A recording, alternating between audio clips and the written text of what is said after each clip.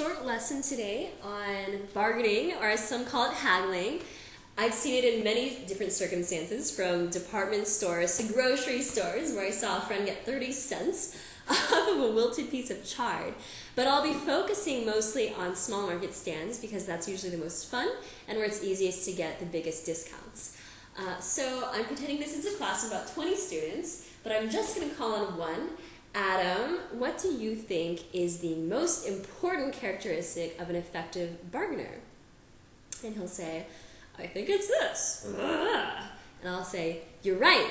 A good bargainer does need to blah, blah, blah. And a good bargainer also needs what I call a heart of steel.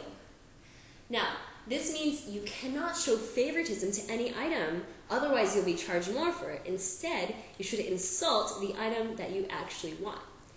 Now, I have a lot of tips for effective bargaining, and the first one is offer ridiculously low, 10 to maximum 30% of the asking price.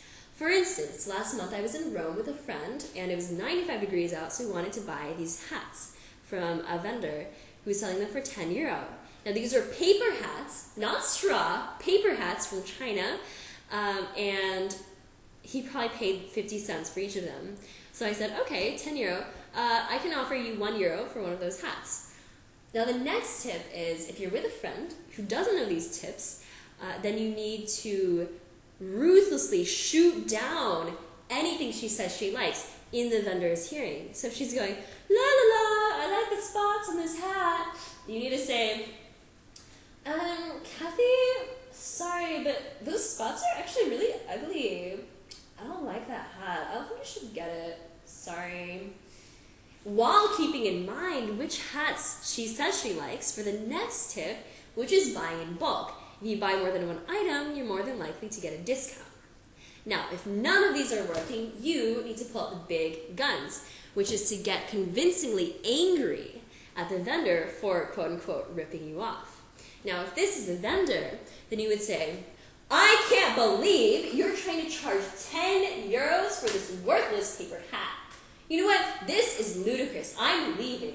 And you leave, which is the next tip, that you should walk out at least once every bargaining session, because that tells you what the vendor's lowest price is. And if your price is lower, then you just go somewhere else.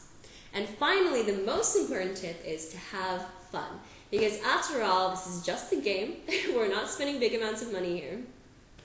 Now, with these tips, I was able to take 2 hats from €20 down to 7, which was pretty good. Still probably a little bit too much, but that's okay. All right, I hope this helped. Okay, what's next?